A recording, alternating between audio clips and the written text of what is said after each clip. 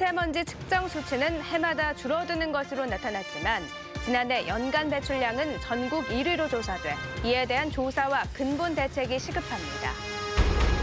홍준표 자유한국당 대선 후보가 오늘 포항과 경주를 잇따라 방문해 TK 표심을 공략했습니다. 영일만항 국제여객부두 건설 공사가 이달부터 발주에 들어가 오는 2020년 완공될 예정입니다. 여러분 안녕하십니까? 올 들어 전국적으로 미세먼지가 심해 정부와 지자체들이 대책 마련에 고심하고 있습니다. 포항 지역은 측정 수치만 보면 상황이 나아지고 있는 것 같지만 여러 가지 통계를 종합해보면 낙관하긴 이르다는 지적이 많습니다. 장성훈 기자입니다. 포항시의 미세먼지 농도가 꾸준히 개선되고 있는 걸로 나타났습니다. 2014년 47 마이크로그램에서 3년 연속 감소해 환경 기준치와 전국 평균치보다 낮았습니다. 지역별로는 장흥동과 대도동은 감소세가 뚜렷한 반면 주거지인 장량동과 대송면 지역은 오히려 높아졌습니다. 연중 미세먼지 납부 밀수도 전체적으로는 절반 수준으로 감소했지만 장량동과 대송면은 늘었습니다.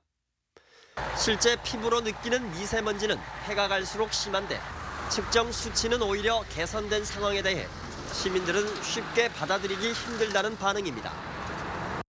우리 지역이 좋아졌다라고 판단하기는 이르다고 생각합니다. 왜냐하면 불경기에 공장 가동률이 줄어서 미세먼지가 줄었을 수도 있는 문제고, 그리고 그 준 원인이 먼지에 대한 규명도 아직 되지 않은 상태고.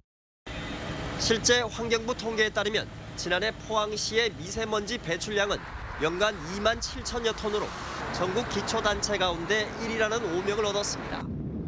때문에 미세먼지 배출량은 많은데 실제 대기 중 측정치는 왜 낮은지에 대한 연구가 필요하고, 앞으로 포항시도 수도권처럼 배출 총량제를 도입해 미세먼지 발생을 원천적으로 관리해야 한다는 지적입니다.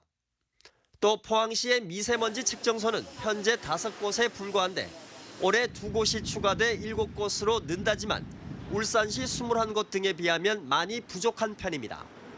포항시는 올해 미세먼지 저감 대책으로 비산먼지 관리 강화와 철강공단 도로 물청소, 휘발성 유기화합물 배출 규제 등을 내놓았지만 과감한 제도 혁신과 시설 투자 없이 실질적인 성과를 얻을 수 있을지는 의문입니다. MBC 뉴스 장성훈입니다. 홍준표 자유한국당 대선 후보가 오늘 포항과 경주, 영천 등지를 돌며 유세전을 펼쳤습니다. 홍 후보는 오늘 오후 포항 죽도시장과 경주역 광장을 잇따라 방문해 자신이 대한민국의 보수를 대표하는 보수 적자라며 유권자들의 지지를 당부했습니다. 홍 후보는 자유한국당의 정치적 텃밭인 대구 경북의 표심을 얻기 위해 지난 17일 대구 방문에 이어 두 번째로 TK 지역을 방문했다고 밝혔습니다. 이삼걸 전 행정안전부 차관이 더불어민주당 경북선거대책위원회 상임위원장에 임명됐습니다. 민주당 경북선대위 공동선대위원장은 이삼걸 전 차관을 비롯해 김부겸, 김현권 국회의원, 추병직 전 장관, 박기환 전 포항시장 등 5명이 맡았습니다. 한편 경주 출신의 우영길 전 경북의정회 회장 등 전직 경북도의원 24명이 오늘 국민의당 안철수 후보 지지를 선언했습니다. 기자회견에서 전직 도의원들은 안보위기, 경제위기 등으로 국론이 분열된 대한민국의 미래는 안철수 후보만이 책임질 수 있다고 밝혔습니다.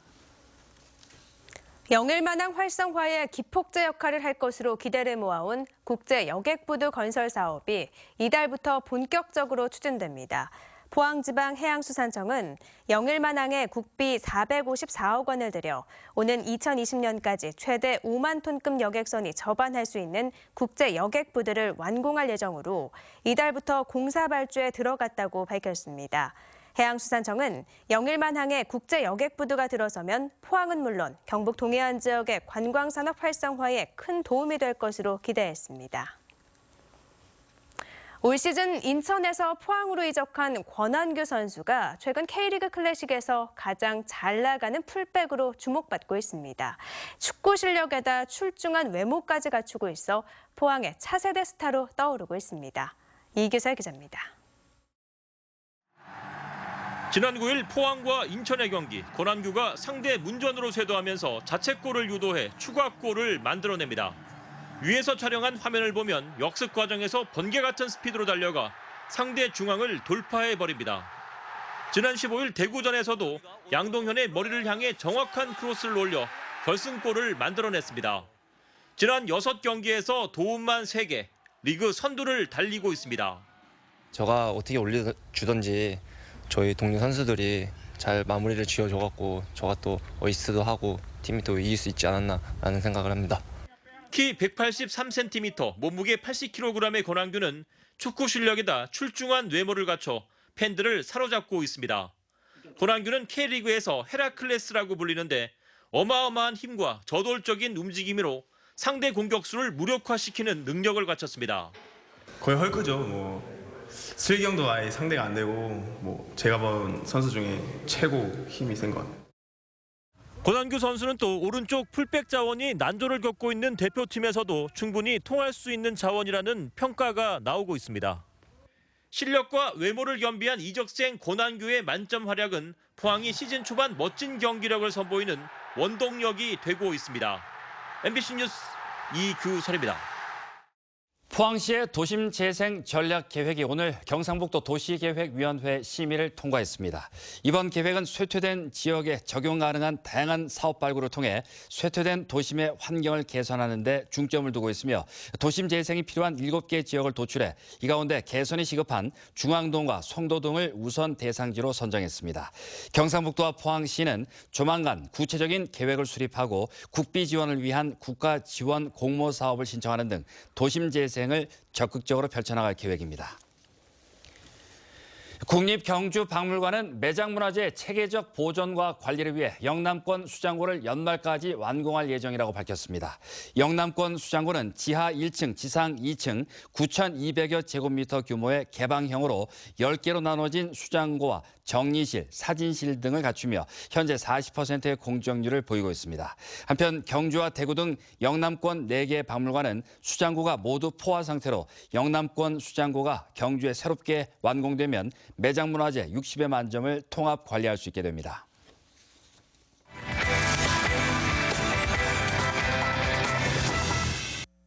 (5월) 가정의 달을 앞두고 포항시립미술관이 올해 2번째 기획전을 마련했습니다.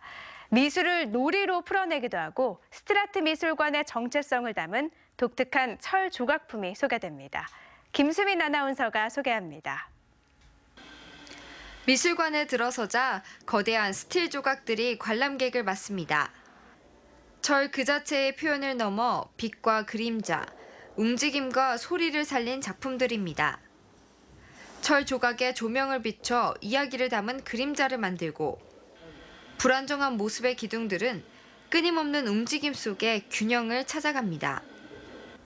끌과 망치 대신에 산소 용접기로 생채기를 내듯 깎은 조각은 피에타의 고통을 고스란히 전하고 9,000개의 경첩과 구리전선에 꽂힌 9,000개의 LED 소자는 부분이 어떻게 전체를 이루는가의 메시지를 담았습니다. 혼자서도 의미가 있지만 같이 모여서 하나의 큰 세계를 이루었을 때 그것이 어떤 전체가 되지 않습니까? 그런 것들을 제가 조각으로 형상화한 거예요. 미술관 2층으로 올라가면 전혀 다른 분위기의 어린이 특별전이 열립니다. 조용했던 미술관은 놀이터가 되고 아이들은 신나게 놀면서 자연스럽게 예술 감각을 익힙니다. 주사위를 던져 나온 명령어를 따라 그린 우연성과 즉흥성의 작업도 재밌습니다. 주사위를 던져서 나오는 경우의 수를 가지고 작업을 하는데 이건 굉장히 유의적이고 즉흥적이고 우연적인 겁니다. 이것은 그 현대미술이 굉장히 난해하고 복잡해진 거를 좀 유연하게 풀고 싶어서 했던 작업입니다. 두 전시 모두 7월 2일까지 이어지며 1층의 스틸아트전은 포스코의 문화 나눔을 위한 찾아가는 전시관으로 개최됩니다. 이 밖에도 주말에는 포항여성예술인연합회 공동특별전 등대 빛으로 귀향하다를 국립등대박물관에서 만날 수 있고 김영미 작가의 그리다 봄전을 포항 명작 갤러리에서 한국 콩콩 작가 2017 경주를 그리다 전을 경주 라우 갤러리에서 만날 수 있습니다. MBC 뉴스 김수민입니다. 경주 중심상가연합회는 오늘부터 다음 달 7일까지 중심상가 350여 곳에서 30%에서 최대 70%에 이르는 봄맞이 쇼핑 축제를 진행한다고 밝혔습니다. 상가연합회는 이 기간 구매 고객을 대상으로 2차례에 걸쳐 경품 추첨을 실시해 1,800만 원에 이르는 경품권도 지급할 예정입니다. 경주에서 술을 마시고 초등학생 현장 체험학습 버스를 운행하려 한 기사가 경찰에 적발됐습니다. 경주경찰서는 오늘 오전 8시쯤 경주시 진현동의 한 유스호스텔 주차장에서 운행 전 음주 단속을 벌여 버스기사 41살 A씨를 적발해 운전자를 교체하도록 했다고 밝혔습니다. 경찰은 지난 2015년부터 경주 체험학습단 운전기사에 대한 음주 단속을 벌여왔고 올 들어 적발하기는 이번이 처음입니다. 포스코는 오늘 포항시청 대잠홀에서 혁신 허브 7기 QSS 활동 발대식을 갖고 동반 성장을 결의했습니다. 올해는 16개 중소기업과 해도동 주민센터, 포항 한방병원 등 61개 기관단체가 참여해 혁신 활동에 들어가고 치매 모든 마을 조성 등 포항시의 주요 사업에도 참여합니다. 포스코는 지난 2011년부터 포항공단 내 중소기업을 시작으로 6년 동안 410여 곳을 대상으로 혁신 허브 활동을 폈습니다. 주말인 내일은 오늘보다 기온이 떨어지겠고 미세먼지도 말썽을 부리겠습니다.